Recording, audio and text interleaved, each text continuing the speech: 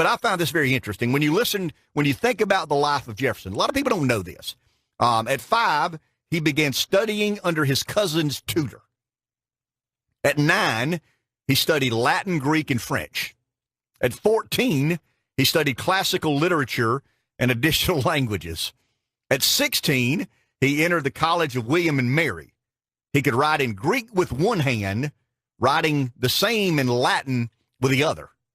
At 19, he studied law for 5 years, starting under George Wythe.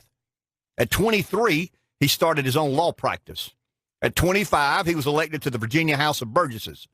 At 31, he wrote the widely circulated Summary View of the Rights of British America and retired from his law practice. At 32, he was a delegate to the Second Continental Congress. At 33, he wrote the Declaration of Independence. At 33, he took 3 years to revise Virginia's legal code and wrote a public education bill and a statute for religious freedom. At 36, he was elected the second governor of Virginia, succeeding Patrick Henry.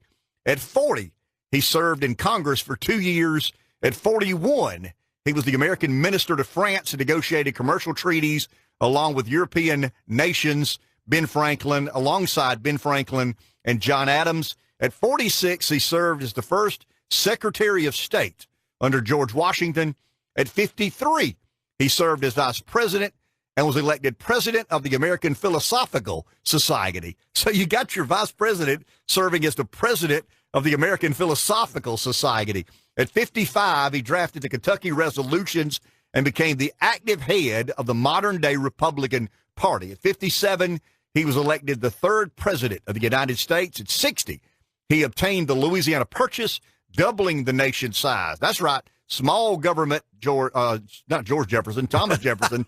Small government Thomas Jefferson obtained the Louisiana Purchase, moving on up, doubling the nation's size. At 61, he was elected to a second term as president. At 65, he retired to Monticello. At 80, he helped President Monroe shape the Monroe Doctrine. I mean, listen to this. At 81 years old, he founded the University of Virginia and served as its first president. At 83, he died on the 50th anniversary of the signing of the Declaration of Independence, along with his political friend and rival, John Adams. That's a life well lived.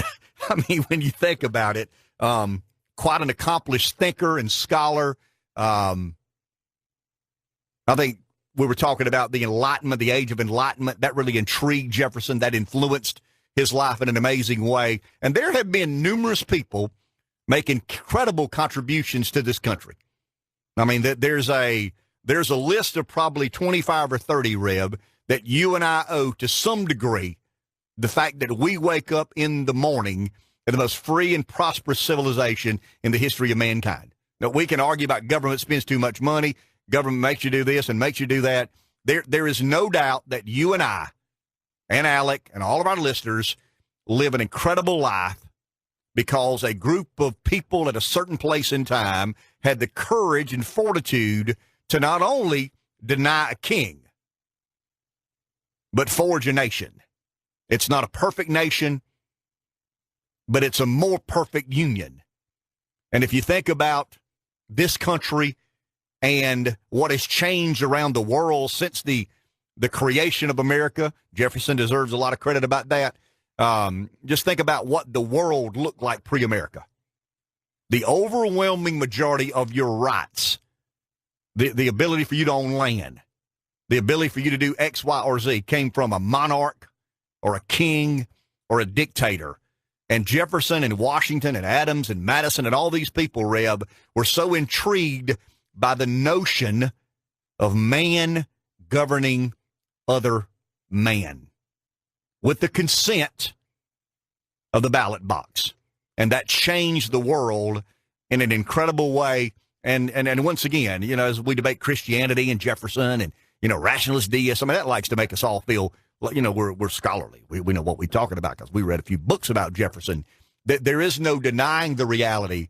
And I wish Thigpen was here because he could articulate this in such a phenomenal way. The great debate early in America's history was Jeffersonian and Hamiltonian.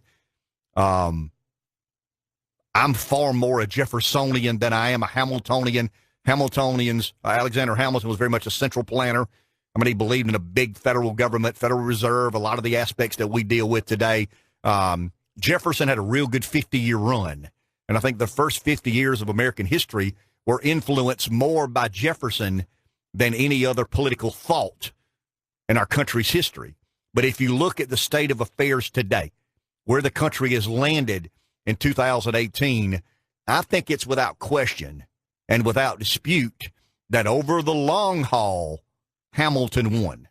This country has become a country of central planning, a big brother. We've got this big, intrusive albatross called the federal government. Jefferson, if you read his writings very early in his life, he warned about the eventual corruption of a central planner. He liked the state rights aspects of our federal government. So one of the great political debates in early America were Hamiltonian and Jeffersonian, and they were about a central planner. I mean, there was some ancillary debates, and I call them brush fires in politics, but the core debate was Hamilton wanted the majority of influence and power to be concentrated in a nation's capital, and Jefferson was far more believing in the states should dictate their fate and future. And when you look at the state of affairs today, you got to be honest with yourself, even if you're a very passionate Jeffersonian, that Hamilton probably in the long run won that debate because we've got this huge federal government that dictates so much via government edict and, passing resolutions and legislation and Supreme Court decisions, presidential executive orders that really influence our lives in a profound way that I think Jefferson would be incredibly disappointed in. But as brilliant as he was, I think if he were alive today, he'd say one thing: I told you so. I told you so.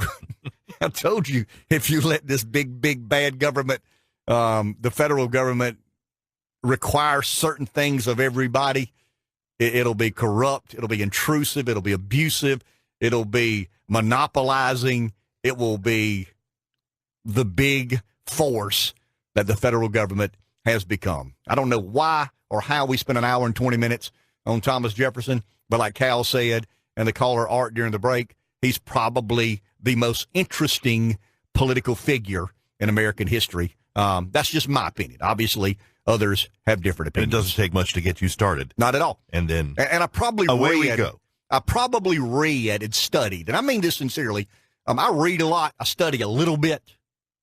I probably read and studied as much about Jefferson as I have anybody ever.